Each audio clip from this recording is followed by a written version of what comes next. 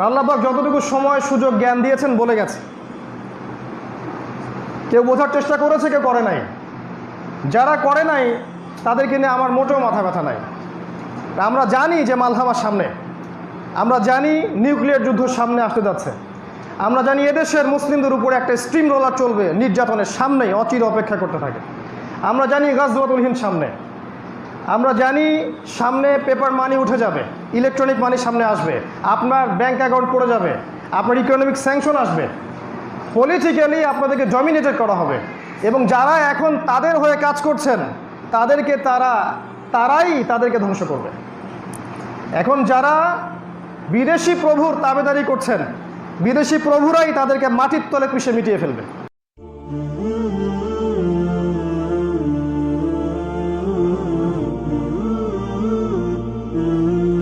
এটা তাদের পরিণতি লিখা হয়ে গেছে, কুদিয়াল আমর, তাকদির লিখা হয়ে গেছে।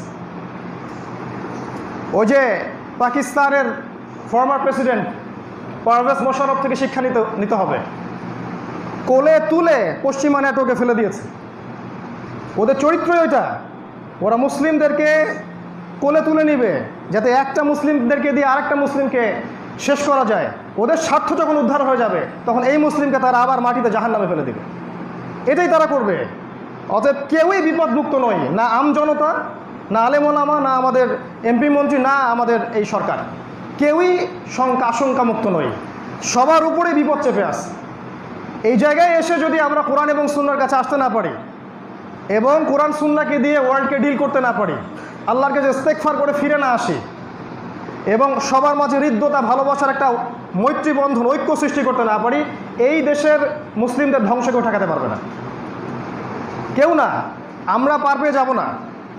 যারা ভাবছেন 5 ওয়াক্ত নামাজ পড়ছেন তারাও পার পেয়ে যাবেন না।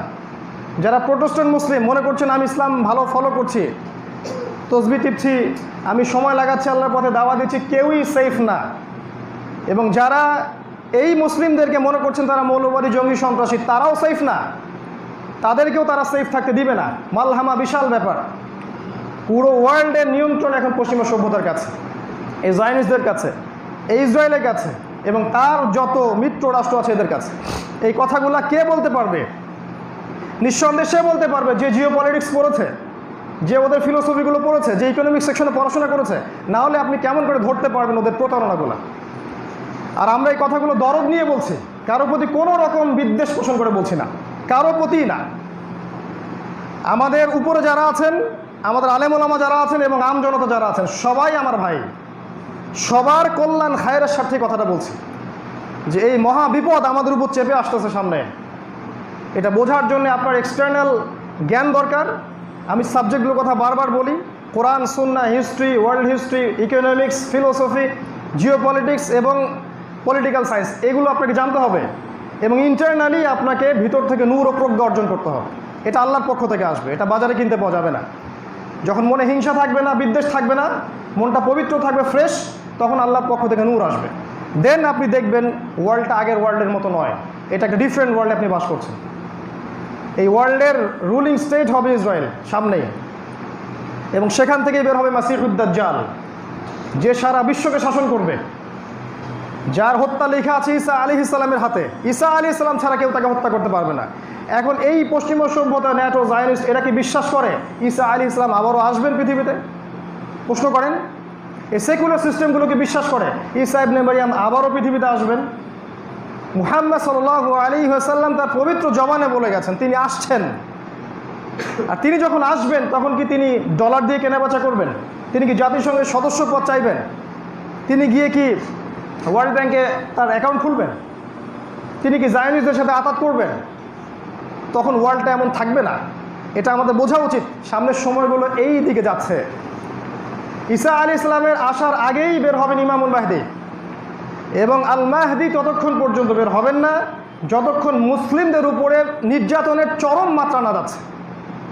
একটা স্টেট বা একটা কান্ট্রি বাকি থাকবে না, একটা শহর, নগর, বন্দর না, যেখানে মুসলিমদের উপরে নির্যাতনের স্টিম রোল না চলছে, তার আগ পর্যন্ত তিনি বের হবেন না। অতএব বুয়েট থেকে মাহাদি খোঁজার দরকার নাই। আর মাহাদি বাংলাদেশ থেকে আসবেন না, তিনি আরবি ভাষায় কথা বলবেন। মাহদি ততক্ষণ আসবেন না যতক্ষণ পর্যন্ত না মালহামা শুরু হচ্ছে। মালহামা মানে মহাযুদ্ধ, এমন একটা যুদ্ধ যেটা ওয়ার্ল্ড কখনো কল্পনা করে নাই। Out of every 199 people will be killed. 100 জনের মধ্যে 99টা সৈন্য সেই যুদ্ধে মারা যাবে। এটা কোনো কনভেনশনাল যুদ্ধ হবে না, AK-47-এর যুদ্ধ হবে না, এটা হবে নিউক্লিয়ার এবং থার্মোনিউক্লিয়ার যুদ্ধ। এটা আমাদের বুঝ। যদি আপনি ডিফার করেন যে না এটার সাথে আমি একমত নই, আমরা বলবো যে আপনি অপেক্ষা করেন, ফান্তাজিরু, অপেক্ষা করেন, ওয়া ইন্না মাআকুম মিনাল মুনতাজিরিন, আমরা আপনাদের সাথে অপেক্ষা করছি, দেখেন কি হয়। মালহামার শেষের দিকে ইমামুল মাহদী আসবেন, তার আগে নয়। আর মালহামা কখন লঞ্চ হবে? যখন মদিনার গুরুত্ব কমে যাবে আর জেরুজালেমের গুরুত্ব বেড়ে যাবে। আমি কি বুঝাতে পারছি? দাজ্জাল ততক্ষণ বের হবে না যতক্ষণ মুসলিমরা কনস্ট্যান্টিনোপল জয় না করছে।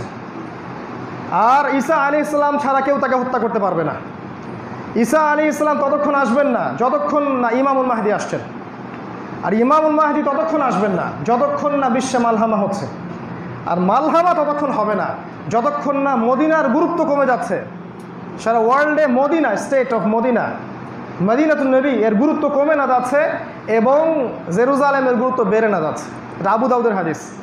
এবার এই হাদিসটাকে নিয়ে আপনি ওয়ার্ল্ডটাকে দেখেন, মদিনার কোনো গুরুত্ব সারা ওয়ার্ল্ডের মধ্যে এখন নাই, পলিটিক্যালি, ইকোনমিক্যালি এবং জিও পলিটিক্যালি।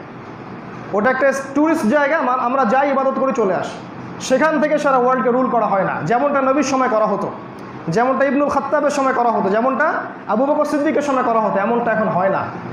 এখন টোটালি ওয়ার্ল্ডটা নিয়ন্ত্রিত হচ্ছে জেরুজালেম কেন্দ্রিক, এবং ডে বাই ডে সে তার শক্তি বর্ধন করবে, সে আরবদেরকে নিয়ন্ত্রণ করে ফেলবে। তার গ্যাস, তার তেল, তার ডলার, তার petro dollar, every single sector Israel নিয়ন্ত্রণ করে ফেলবে এবং অলমোস্ট সেটা করে ফেলেছে।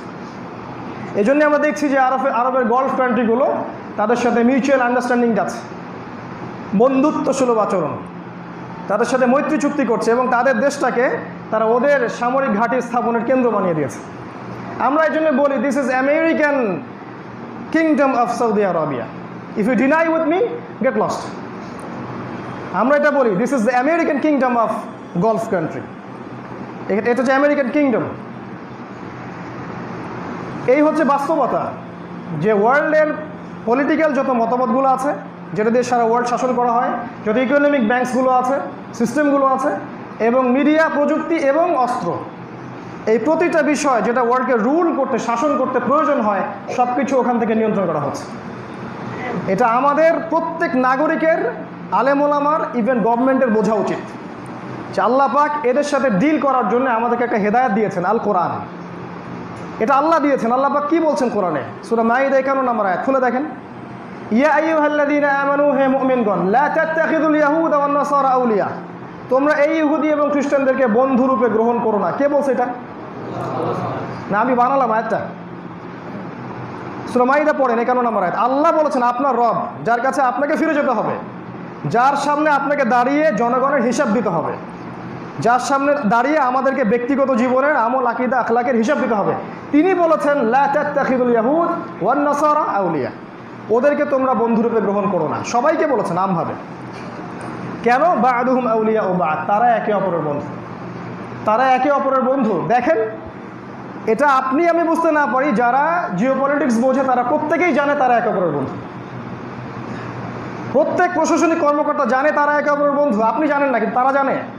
এই জন্য আমাদের কথাগুলো তারা রিসিভ করতেছে, তা আপনার কাছে ওটা বুঝে আসতেছে না। আল্লাহ পাক বলছেন ওয়া মা ইয়াতাওয়াল্লাহুম মিনকুম, মুসলিমদের মধ্যে কেউ যদি ওদের দিকে হাত বাড়ায় বা ওদের সাথে বন্ধুত্ব করে, ফাইন্নাহু মিনহুম, সে তাদের অন্তর্ভুক্ত, সে আমাদের উম্মার কেউ নয়। এটা আল্লাহর কথা। এই জন্যই গলফ কান্ট্রিকে আমরা বলি যে তোমরা উম্মার কেউ না, তোমরা ওদের অন্তর্ভুক্ত। হ্যাঁ, জনগণ থাকতে পারে ভালো, সেটা আলাদা বিষয়, অ্যাজ এ স্টেটের কথা বলছি আমরা। আল্লাহ পাক আরও বলেছেন এই সূরার মধ্যেই আছে, লা তাজিদান্না, হে নবী আপনি দেখবেন, অবশ্যই দেখবেন, আশাদ্দান নাস আদাওয়াতান লিল্লাযিনা আমানু আল ইয়াহুদ ওয়াল্লাযিনা আশরাকু। আল্লাহর কথা এটা এই সূরার মধ্যে আছে। আল্লাহ পাক বলছেন হে মুমিনগণ, হে নবী মুহাম্মদ সাল্লাল্লাহু আলাইহি ওয়াসাল্লাম, আপনি দেখবেন মানুষের মধ্যে মুমিনদের সাথে সবচেয়ে বেশি শত্রুতা জ্ঞাপন করে দুই শ্রেণীর মানুষ।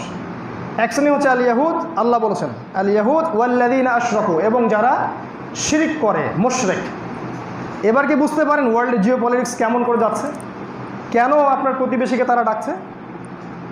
নেতানিয়াহু কেন এত এইভাবে সারা ওয়ার্ল্ড ওয়াইড সে তার অ্যালায়েন্স তৈরি করছে কেন? বিকজ আল্লাহ বলে দিয়েছেন তারা একে অপরের বন্ধু, এবং এরা মুসলিমদের সাথে চরম বিদ্বেষ জ্ঞাপন করে।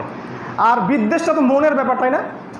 এটা তো মনের ব্যাপার। ইন্টারনাল কথাটা কে বলতে পারেন আল্লাহ ছাড়া? আল্লাহ ছাড়া মনের ভিতরের কথা কে বলতে পারে? সূরা আল ইমরানে আল্লাহ পাক আরও বলেছেন যে ওরা বাহ্যিকভাবে যা প্রকাশ করে সেটা খুবই অল্প, আর মনের কথা তোমরা যদি জানতে যে ওরা কত বেশি এগ্রেশন তোমাদের প্রতি রাখে। এটা আল্লাহর কথা। এখন কি হয়েছে বাস্তবতা? বাস্তবতা হচ্ছে আমরা এগুলোকে ডিনাই করছি।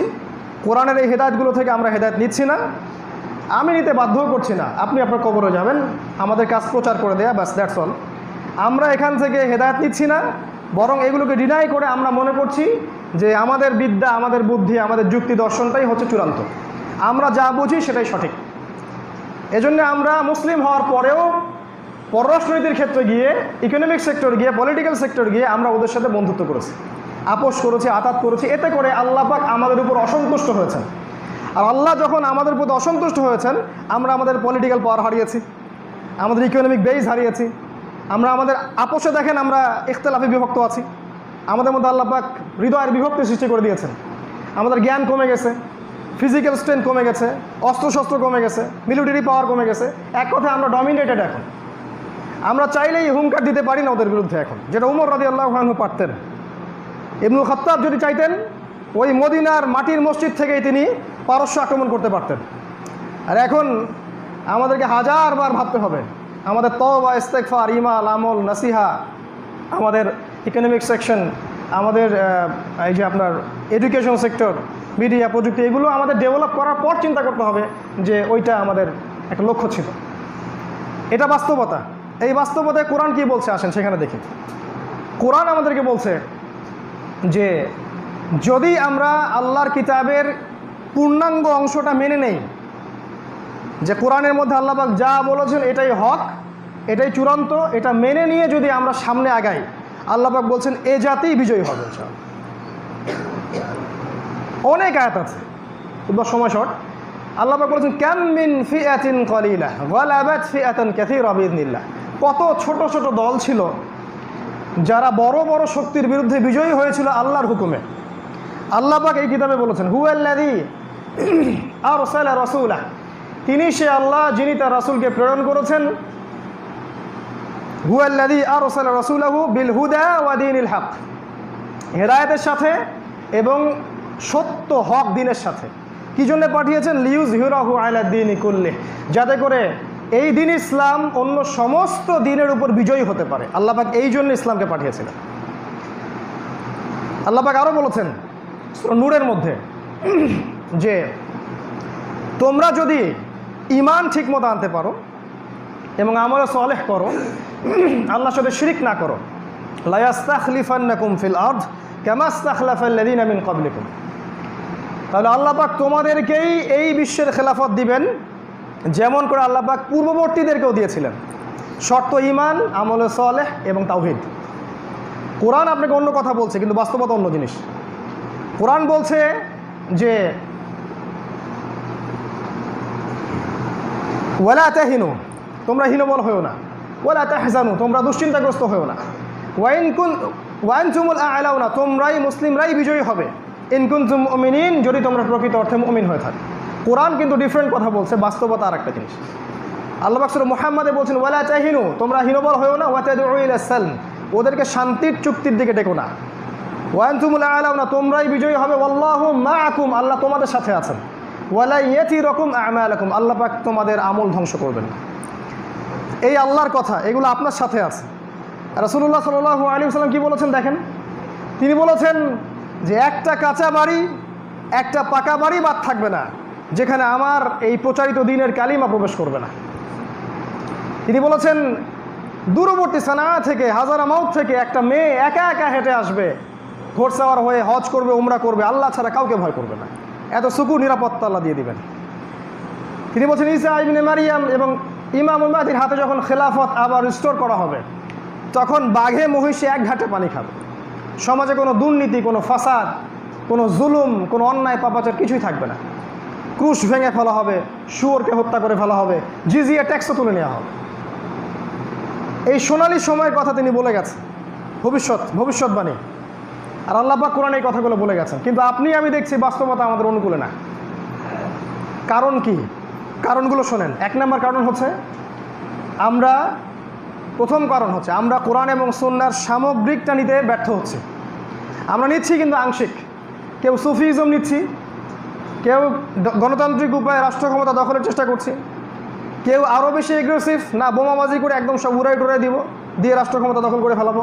এটা ওভার এগ্রেসিভ অ্যাটিটিউড। এর ফলে ইহুদিদের উপকার হচ্ছে এবং নাসারাদের উপকার হচ্ছে। ওরা আমাদেরকে নিয়ে গেম খেলছে এবং শান্তিপূর্ণ রাষ্ট্রের মধ্যে একটা অরাজক অবস্থা সৃষ্টি হচ্ছে। কেউ আছি আমরা শুধুমাত্র আমাদের দল নিয়ে, আমার দল যা বোঝে তাই, এর বাইরে আর কিছু নাই। কেউ আছি আমাদের নিজ নিজ আমির নিয়ে, আমার আমির যা বোঝে তাই, এর বাইরে কিছু নাই।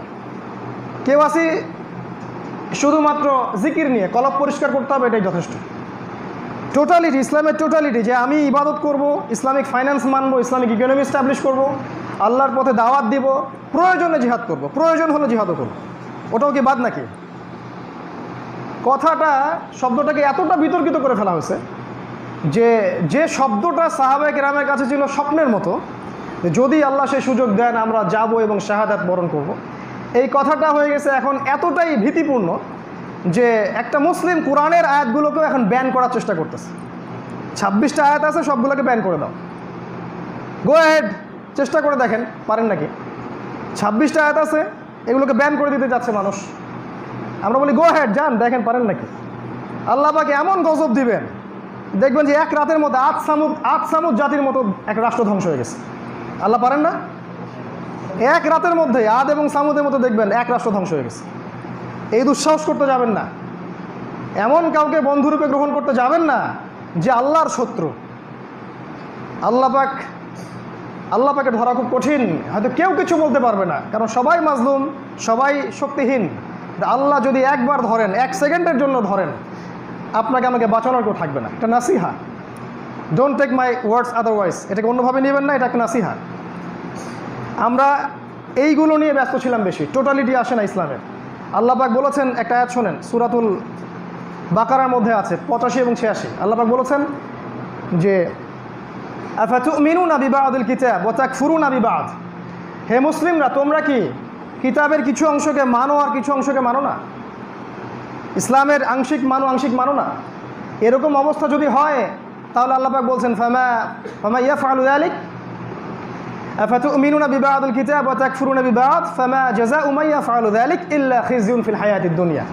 যারা এরকম আচরণ করবে, কিতাবের কিছু অংশ মানবে, কিছু অংশ মানবে না, আল্লাহ পাক বলছেন এই দুনিয়াতেই আমি আল্লাহ তাদেরকে লাঞ্ছিত করে দিই। পরকাল বাদ, এই দুনিয়াতেই আমি আল্লাহ তাদেরকে লাঞ্ছিত করে দিব। আমরা এই মুসলিম উম্মাহ, আমরা ইসলামের কোরআনের এবং সুন্নাহর কিছু অংশ নিয়েছি, কিছু অংশ নেই নাই, এটাই সত্য, এটা মানতে হবে আপনাকে। আকীদাগতভাবে হয়তো নিয়েছি কিন্তু আমলগত নাই। কোরআন সুন্নাহর সামগ্রিক আমল, দাওয়াত, প্রতিষ্ঠার সংগ্রাম আমাদের মধ্যে নাই, সামগ্রিকটা নাই। এই জন্য আল্লাহ পাক আমাদেরকে লাঞ্ছিত করছেন। আগে নিজের দোষগুলো ধরা শিখি আমরা, এটা সবার ক্ষেত্রে, কি আমি আর কি আপনি, কি আলেম আর কি জালেম, সবার ক্ষেত্রে সেম অবস্থা। আল্লাহ পাক এই জন্য আমাদেরকে লাঞ্ছিত করছেন, এটা নাম্বার 1 পয়েন্ট। তাহলে সমাধানটা কি? কোরআন এবং সুন্নাহর সামগ্রিকটা আপনাকে আমাকে আমল করতে হবে, বা আমল করার আকীদা রেখে পথ চলতে হবে। যতটুকু পারি করব, যা পারি নাই আল্লাহর কাছে ইস্তেগফার করব, আল্লাহ চেষ্টা করেছি পারি নাই, মাফ করে দাও। 1 নাম্বার। 2 নাম্বার, আমরা আমাদের এই উম্মাহ কনস্ট্রাকটিভ কোনো সিলেবাসে পড়াশোনা করতে পারি নাই। আমাদের পড়াশোনার সিলেবাস ঠিক নাই, কি মাদ্রাসা আর কি জেনারেল লাইন, কোনো দিকেই পড়াশোনার সিস্টেম ঠিক নাই। আল্লাহ পাক আমাকে ইন্ডিভিজুয়ালি 2 দিকে পড়ার চান্স দিয়েছেন। 2 দিকের অপারগতাটা আমি বলতে পারবো। আপনি মাদ্রাসায় পড়েন, সেখানে আপনি হিস্ট্রি পাবেন না, ইকোনমিক্স পাবেন না, ওয়ার্ল্ড অ্যাফেয়ার্স পাবেন না, জিওপলিটিক্স পাবেন না, কিছুই পাবেন না। ইভেন একজন ইমাম খতিব মিম্বরে দাঁড়িয়ে 5টা মিনিট ইংরেজি দিয়ে বক্তব্য দিতে পারে না। তো কীভাবে আপনি ওয়ার্ল্ডকে ডিল করবেন? এই ওয়ার্ল্ড তো এগিয়ে যাচ্ছে, এটাই বাস্তবতা। সমাজের মানুষ যারা একটু হাই প্রোফাইল মানুষ, তারা আলেম ওলামা, দাড়ি টুপিওয়ালা মানুষের দিকে একটা বাঁকা চোখে তাকায় কেন? কী জন্যে তাকাবে? বরং আমাদের সবচেয়ে স্মার্ট পিপল হওয়ার কথা ছিল। আমাদের উচিত ছিল সবচেয়ে স্মার্ট পিপল হওয়া, কারণ কোরআন সুন্নাহ আমাদের হাতে আছে, ওদের কাছে তো কোরআন নাই। তা আমরাই দেখা যায় জবুথবু হয়ে থাকি, হীনমন্যতায় ভুগি, পরাজিত মানসিকতার মতো হয়ে থাকি। কেন এমন হবে? কারণ আপনার এই যে এডুকেশনাল ব্যাকগ্রাউন্ডে প্রবলেম আছে। আপনি কোরআন সুন্নাহ শিখছেন, ঠিক আছে, বাট এই জায়গায় প্রবলেম আছে। এই জায়গায় সংস্কার দরকার ছিল। স্বাধীনতার পর থেকে আমরা এটা করতে পারি না। কিন্তু বিশ্বাস করেন, আমাদের বাপ দাদা যারা এই সাবকন্টিনেন্টে ইংরেজদের বিরুদ্ধে যুদ্ধ করেছে, নিঃসন্দেহে ওদেরকে আপনি জঙ্গি বলবেন না, বলবেন নাকি? যারা আমাদের বাপ দাদারা ইংরেজদের বিরুদ্ধে যুদ্ধ করেছিল, ওরা কি সন্ত্রাসী ছিল? ওই বাপ দাদারা কিন্তু এরকম সিলেবাসে পড়াশোনা করেন নাই। তারা পুরো কনস্ট্রাকটিভ সিলেবাসে পড়াশোনা করতেন। আপনি সাহাবায়ে কেরামের জীবনী দেখেন, খুব তো সালাফি কথাটা বলি আমরা, সালাফদের জীবনী দেখেন, তাবিঈনদের জীবনী দেখেন, প্রত্যেকেই প্রতিটা সাবজেক্টেই দক্ষ ছিলেন। এই সায়েন্সের ভিত্তি আমরা দিয়েছি, এই ফিলোসফির ভিত্তি আমরাই দিয়েছি, মেডিকেল সায়েন্সের ভিত্তি কারা দিয়েছে? আমরা দিয়েছি। পলিটিক্যাল সিস্টেমের ভিত্তি আমরা দিয়েছি। আজকে ওই জায়গা থেকে আমরা এই জায়গায় আসলাম কেন? বিকজ আমাদের এডুকেশনের ট্র্যাকটা ঠিক নাই। আর আপনি সেকুলার লাইনে যান, সেখানে গিয়ে দেখবেন এখানে আপনি ইসলামের বালাই পাবেন না। ওই যে অনেকদিন বলছি 20 বছর পড়বেন, 20টা সূরা শিখবেন না, 20টা হাদিস শিখবেন না। যারা ইসলামিক সাবজেক্টে পড়ে ওদের কথা বাদ, জেনারেলি যারা পড়ি আমরা দিনের মিসকিন হয়ে থাকবে। ইভেন ওযু গোসলের ফরজও জানবেন না। এই হচ্ছে বাস্তবতা। 2 নম্বর সমস্যা তাহলে কি? আমরা এডুকেশনাল সিস্টেম ঠিক করতে পারি নাই। সলিউশন, সিস্টেম অনতিবিলম্বে ঠিক করতে হবে। যা হয়ে গেছে হয়ে গেছে। আমাদের এই যে বাচ্চারা যারা বেড়ে উঠতেছে, অ্যাটলিস্ট এদের দিকে তাকিয়ে এমন মাদ্রাসা, এমন মসজিদ, এমন স্কুল মক্তব তৈরি করতে হবে যেখানে কনস্ট্রাকটিভ সিলেবাসে পড়াশোনা হবে। আমার সন্তান সব কিছুই শিখবে, কোরআন, সুন্নাহ, ইংরেজি, অঙ্ক সব কিছু শিখবে। এগুলো সেকুলার সাবজেক্ট নয়। এই বিশ্বকে ডিল করার জন্য এগুলোর দরকার আছে। আমাকে প্রযুক্তির জন্য চায়নার দিকে তাকিয়ে থাকতে হয় কেন? আমাকে অস্ত্রের জন্য ওই আমেরিকার দিকে তাকিয়ে থাকতে হয় কেন? আমরা এগুলো তৈরি করব, ওরা আমাদের কাছ থেকে নেবে। আর আমরা আজকে হয়ে গেছি নতজানু পররাষ্ট্রনীতি। কী জন্যে? বিকজ আমরা এই জায়গায় কাজ করতে পারি নাই। কথাগুলো দরদের সাথেই বলছি। আমরা যেটা পাই নাই, আমাদের সন্তানরা যেটা সেটা পায়, এটা আমাদের আহ্বান, একটা অনুরোধ। অন্যথায় দেখবেন আগামী 15-20 বছরের মধ্যে আমাদের সন্তানরা আরও বেশি অথর্ব হয়ে উঠবে। কারণ আমাদের সময় স্মার্টফোন ছিল না, এই ডিভাইসগুলো ছিল না, এই কার্টুন ছিল না, এইসব বোগাস টেকনোলজি ছিল না। এগুলো দিয়ে আমাদের সন্তানদের মাথাটা একেবারে ম্যাসাকার করে ফেলা হয়েছে। আপনার সন্তান আনসোশ্যাল, দেখেন সমাজে মিশতে পারে না, সারাদিন দেখবেন একটা ডিভাইস কেন্দ্রিক একটা ওই যে এডিকশন হয়ে গেছে। খেয়াল করে দেখবেন, ও আর দৌড়ায় না, ও আর খেলে না, বৃষ্টিতে ভেজে না, কাদায় লাফালাফি করে না। ডিফারেন্ট, সামথিং ইজ রং, দেখবেন খেয়াল করে। তো এই প্রজন্ম আরও ধ্বংসের দিকে যাবে যদি আমরা এই জায়গায় এডুকেশন প্যাটার্ন ঠিক করতে না পারি। 3 নম্বর সমস্যাটা কি? 3 নম্বর সমস্যা আমার দৃষ্টিতে ঐক্যের অভাব। যারা মুসলিমরা আমরা আছি, আমাদের মধ্যে কোনো রকমের ঐক্য আমরা দেখছি না। কেন জানি আমরা জাজমেন্টাল, মানে আমরা যতক্ষণ পর্যন্ত একজন মানুষ আমার মতো করে না বুঝতেছে ততক্ষণ সে আমার আর ভাই না। আর একটা মানুষের মধ্যে একটা দোষ ত্রুটি পাইলেই যথেষ্ট তার সঙ্গ ত্যাগ করার জন্য। রাসূলুল্লাহ সাল্লাল্লাহু আলাইহি ওয়াসাল্লামের সাহাবীদের মধ্যে কত বিষয় যে ইখতিলাফ ছিল, এটা নিয়ে মনে হয় হাজার হাজার বই লেখা হয়েছে। কোনো সাহাবীর সঙ্গ ত্যাগ করেননি, কাউকে বলেননি সে আমার উম্মার মধ্যে নয়, সে বাতিল, আমি হক। তাবিঈনরাও বলেননি, তারপরের জেনারেশনরা বলেনি। এক ইমাম আরেক ইমামের পা ধুয়ে দিয়েছেন। কিসের সুন্নাহ, কিসের সালাফি আমাদের মধ্যে? এইটাই কি সালাফিজম? যে আমরা মানহাজের নামে এবং আকীদার নামে নিজেরাই হাজারটা দলে বিভক্ত হয়ে যাব? এটাই কি সালাফিজম? আর যারা আমাদের সমাজের মাযহাবী ভাইরা আছে, এরা সবাই জাহান্নামে যাবে? ব্যাপারটা কি এরকম? ওদেরকে ছাড়া আমি কিভাবে দিন প্রতিষ্ঠা করব? শেষ জামানায় তো মুসলিমদের সাথে রোমকদেরও সন্ধি হবে, হাদিস এসেছে।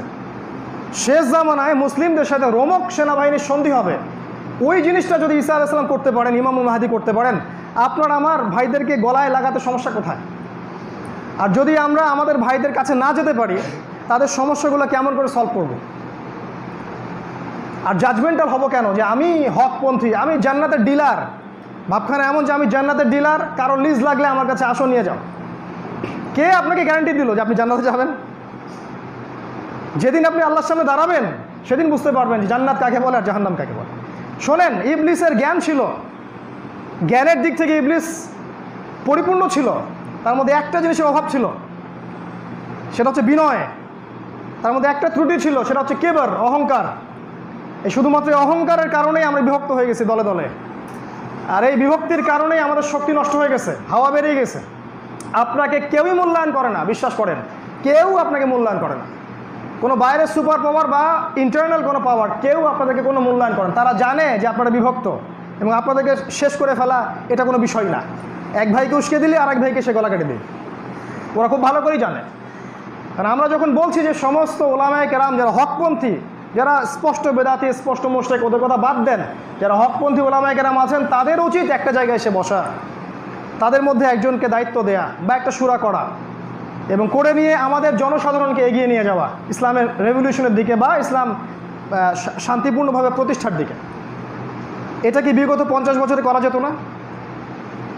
হালুয়া, রুটি, সেমাই, আপোষে ইখতিলাফ, কে কোথায় হাত বাঁধলাম, রফুল এদান করলাম কি না, এগুলো নিয়ে আমরা যে কত সময় নষ্ট করেছি, এই উম্মার হিসাব দিতে হবে এগুলোর জন্য। আমি পার্সোনালি এগুলো থেকে মুক্ত। যদি এই মানহাজে কারো সমস্যা থাকে আমি বলবো আপনি আপনার মানহাজ ফলো করেন, আমার কোনো অবজেকশন নাই। বাট অ্যাটলিস্ট আমাকে আমার চিন্তা লালন করতে দেন। আমি আপনার চিন্তায় লাঙ্গল ঠেলতে যাই নাই, এটা আমার কাজও না। এই অনৈক্যের জায়গাটা থেকে যদি আমরা এক জায়গায় আসতে না পারি, আগামী দিনে ইসলামের বিজয় সম্ভব না। ইসলামের বিজয় সম্ভব না এর অর্থ এই নয় যে শুধু কাফেররাই বিজয়ী হবে, তা নয়, বরং আপনি ঈমান, আমল এবং শান্তিপূর্ণভাবে আপনার ইবাদত বন্দেগী করার জায়গাটাও হারাবেন। যখন তারা শক্তিশালী হবে এবং তারা যখন মুসলিমদেরকে ডমিনেট করবে, তখন আপনি সলাতও ঠিক মতো আদায় করতে পারবেন না, আপনি জাকাতও ঠিক মতো দিতে পারবেন না, আপনি হক কথা স্পষ্ট করে মিম্বরে বলতেও পারবেন না, কোরআনে যা আছে আল্লাহর কালামটা প্রচার করতে পারবেন না। ওই যে কমিউনিস্ট রাশিয়ার দিকে দেখে নেন, চাইনিজ মাওসেতুংয়ের সময়গুলো দেখে নেন, এই যে মঙ্গলদের সময়গুলো দেখেন, যখন তারা আব্বাসীয়দেরকে ধ্বংস করেছিল, ইতিহাস ঘেটে দেখেন, যখনই কুফাররা বিজয়ী হয়েছে তারা মুসলিমদের নামাজের অধিকারটা পর্যন্ত নষ্ট করে দিয়েছে। তো আমরা কি অপেক্ষা করছি ওই সময়ের জন্য? আমার তো মনে হয় আমরা অপেক্ষা করছি ওই সময়ের জন্য, আসুক তারপর দেখা যাবে। একটা কথা খালি বলেছিলাম যে উম্মার ওলামায়ে কেরামদের একটা জায়গায় আসা উচিত, এতেই খারেজি হয়ে গেছি আমি, এই একটা কথার জন্যে। একটা কথা যে উম্মার ওলামায়ে কেরামদেরকে একটা জায়গায় আসা উচিত, তাদের মধ্যে একটা শুরা করা দরকার, একজনকে দায়িত্ব দেওয়া দরকার এবং তার নেতৃত্বে এই উম্মাকে এগিয়ে নেওয়া দরকার। বাস ট্যাগ লেগে গেছে খারেজি, খাওয়ারেজ। কি বুঝান জনগণকে? রাসূলুল্লাহ সাল্লাল্লাহু আলাইহি ওয়াসাল্লাম বলেছেন, ইয়াকতুলুনা আহলাল ইসলাম ওয়া ইয়াদউনা আহলাল আওসান। খারেজিদের এক নম্বর বৈশিষ্ট্য হচ্ছে তারা মুসলিমদেরকে হত্যা করবে আর মুশরিক এবং ইসলামের শত্রু যারা ওদেরকে ছেড়ে দিবে। এই ওয়ান উম্মাহ কনসেপ্ট কি এটার দিকে নিয়ে যাচ্ছে? সুবহানাল্লাহ। আর যদি না জেনে না বুঝে এই কথাগুলো বলে থাকেন কোনো যাচাই বাছাই ছাড়াই, তাহলে এটাকে রাসূলুল্লাহ সাল্লাল্লাহু আলাইহি ওয়াসাল্লাম বলেছেন এটাই হচ্ছে মিথ্যাবাদী হওয়ার জন্য যথেষ্ট। এটা হাদিসে আছে, একজন ব্যক্তির মিথ্যাবাদী হওয়ার জন্য এতটুকু যথেষ্ট যে কোনো কথা শুনলো যাচাই বাছাই না করেই প্রচার করে দিল। এটা আল্লাহর রাসূলের কথা, আমার কথা নয়। এই জায়গায় আমাদের সবচেয়ে বেশি কাজ করা উচিত। আমার উদাত্ত আহ্বান থাকবে যে কাউকে বাদ দিবেন না, গভর্নমেন্ট হোক, সাধারণ জনগণ হোক, প্রশাসন হোক, আলেম ওলামা হোক, সবাইকে নিজের মনে করে চিন্তা করতে হবে। সবাই আমাদের অংশ, আমরা সবাই মুসলিম উম্মার অংশ। তাদের মাঝে অনেক ভালো মানুষ আছে, অনেকে আছে যারা ইসলাম পছন্দ করেন না, অনেক ভালো মানুষ আছে যারা ইসলামকে পছন্দ করেন। সবাইকে নিয়ে ইউনাইটেড কমিউনিটি করতে হবে, আদারওয়াইজ এ জাতির ধ্বংস কেউ ঠেকাতে পারবে না। কথা বিশ্বাস না হলে আপনি 5 থেকে 10 বছর অপেক্ষা করে দেখেন কি হয় আপনাদের সাথে। আমাদের কাজ ছিল পৌঁছে দেয়া, ব্যাস পৌঁছে দিয়েছি, আল্লাহ সাক্ষী আছেন। 4 নম্বর কাজ, 4 নম্বর সমস্যাটা দেখেন, ইকোনমিক সমস্যা। শেষ করছি এখন। আমরা আলাদা কোনো ইকোনমিক প্যাটার্ন তৈরি করতে পারি নাই যেটি ইসলামিক ফাইন্যান্স, ইসলামিক ইকোনমিক্সের উপর দাঁড়িয়ে থাকবে, যেখানে কোনো সুদ থাকবে না, কোনো ঘুষ থাকবে না, কোনো রিবা, বোগাস মানি এবং IMF নিয়ন্ত্রিত এই যে ইকোনমিক স্যাংশন, টাকা মান পড়ে যাওয়ার ধসের যে সিস্টেম, এগুলো থাকবে না।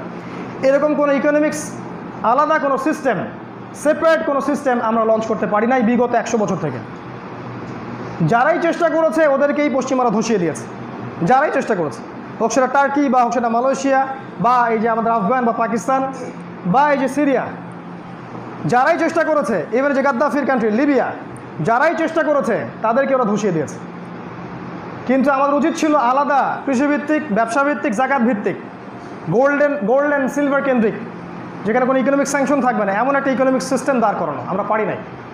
যতক্ষণ পর্যন্ত শোনেন, যতক্ষণ পর্যন্ত ইকোনমিক্যালি একটা দেশ শক্তিশালী হয় না, ততক্ষণ পর্যন্ত এই জাতিকে কেউ ভয় করে না। আর যখন আপনি খাবারের জন্য অন্যের মুখাপেক্ষী, তারা আপনাকে মূল্যায়ন করবে না, স্বাভাবিক। আপনাকে হাদিস মনে করিয়ে দিই, দাজ্জালের কাছে রুটির পাহাড় থাকবে, মানে দাজ্জালের কাছে ইকোনমিক সিস্টেমের নিয়ন্ত্রণ থাকবে। সে চাইলে আপনাকে খাওয়াবে, চাইলে আপনাকে দুর্ভিক্ষ দিবে, হাদিসে আসছে। এটাই সেই সিস্টেম, যদিও দাজ্জাল একজন ব্যক্তি। এটা আমরা করতে পারি নাই। এখন কি সম্ভব না? সম্ভব, 0.5% সম্ভব। আমার অবজারভেশন, এমনভাবে রিবা আপনাকে ঘিরে ফেলছে, এখান থেকে বের হওয়াটা এখন 0.5% পসিবল। কীভাবে সম্ভব হতো? যদি আমরা অ্যাজ এ কমিউনিটি এটা বুঝতে পারতাম, ইকোনমিক সেকশনে কাজ করতাম, বিকল্প অর্থনৈতিক ব্যবস্থা প্রতিষ্ঠার চেষ্টা করতাম এবং সরকার বা অন্যদের কাছে উপস্থাপন করতাম যে এই সিস্টেমটাও ভালো, এটাও অ্যাপ্লাই করা যায়। অনেকেই আমাদেরকে বলে যে আপনারা রিবার এগেনস্টে কথা বলেন, কখনো তো বলেন না কিভাবে রিবাকে বাদ দিয়ে, সুদকে বাদ দিয়ে ইসলামিক ফাইন্যান্স চালু করা যায়। কই মেম্বার থেকে তো বলেন না, কথা তো ঠিকই আছে, আমি একমত কথার সাথে। অনেক মাহফিলই তো বলে বেড়ান, বিকল্প সিস্টেমটা দেন। কোন সিস্টেমে আপনি ইকোনমি দাঁড় করাবেন? কোথায় সিস্টেম? ইকোনমিক্স নিয়ে পড়াশোনা করে নাকি কোনো মাদ্রাসায়? একটা মাদ্রাসায় ইকোনমিক্স সিস্টেম, ব্যাংকিং, ফাইন্যান্স বা ইসলামিক মনিটরিং নিয়ে পড়াশোনা আছে? নিজের সাথে ফেয়ার হওয়া দরকার, নিজের অনেস্ট হওয়া দরকার যে আমাদের এই জায়গায় সমস্যা আছে, এই সমস্যাগুলো দূর না করা পর্যন্ত আমরা সফল হতে পারবো না। অতএব ইকোনমিক সিস্টেমে আসেন। সূরাতুল কাহফ আপনাকে হেদায়েত দিবে, সেখানে লেখা আছে কিভাবে ইকোনমিক সিস্টেম দাঁড় করাতে হবে। সূরাতুল মাইদায় আছে, সূরাতুল আনফালে আছে, ওগুলো পড়েন। সূরা তওবায় আছে, দেখেন আপনাকে আল্লাহ পাক হেদায়েত দিয়েছেন কিভাবে আপনি দাঁড় করাবেন। আল্লাহ পাক বোঝার তৌফিক দিক। আল্লাহ। আরেকটা বলে শেষ করছি, আরেকটা বড় মেজর সমস্যা ছিল আমাদের, সেটা হলো যে আমরা আমাদের স্বতন্ত্র নেতৃত্বের জায়গাগুলো প্রতিষ্ঠা করতে পারি নাই। কীরকম? যেমন যদি আমরা ওয়ার্ল্ডকে রুল করতে চাই, ইসলামের বিজয় চাই, ইসলাম সারা বিশ্বে ছড়িয়ে যাক এটা চাই, তাহলে আমাদের প্রয়োজন ছিল একটা স্বতন্ত্র মিডিয়া, স্বতন্ত্র সংস্কৃতি, স্বতন্ত্র টেকনোলজি, প্রযুক্তি, এই বিষয়গুলো আমাদের প্রয়োজন ছিল। এগুলো ছাড়া আপনি এই বিশ্বে চলতে পারবেন না। বিগত 100 বছরে স্কলারশিপ অফ ইসলাম, ইসলামিক স্কলারশিপের দিকে তাকিয়ে দেখেন, আমরা কি আলাদা করে এমন কিছু প্রতিষ্ঠা করে জনগণকে দিতে পেরেছি? উত্তর না। যদি নাই হয়ে থাকে উত্তর, তাহলে মনে রাখবেন এই শক্তিগুলো ছাড়া, মিডিয়ার শক্তি বলেন, আপনার সংস্কৃতির শক্তি বলেন, প্রযুক্তির শক্তি বলেন, অস্ত্র শক্তি বলেন, মিলিটারি শক্তি বলেন, অর্থনৈতিক শক্তি বলেন এবং পলিটিক্যাল শক্তি বলেন, এই শক্তিগুলোকে বাদ দিয়ে আল্লাহর পথের চূড়ান্ত বিজয়, জিহাদ এবং ইসলামের এই দিন প্রতিষ্ঠার খেলাফা আদৌ সম্ভব নয়। আদৌ সম্ভব নয়। কারণ রাসূলুল্লাহ সাল্লাল্লাহু আলাইহি ওয়াসাল্লাম মদিনায় হিজরত ততক্ষণ পর্যন্ত করেন নাই যতক্ষণ সেখানে একটা কমিউনিটি গড়ে ওঠে নাই, ইউনাইটেড কমিউনিটি গড়েছেন, তারপর গিয়েছেন। তিনি ততক্ষণ পর্যন্ত বদর যুদ্ধ করেননি যতক্ষণ পর্যন্ত ইসলামিক ইকোনমিক সেক্টরটা ডেভেলপ না করে।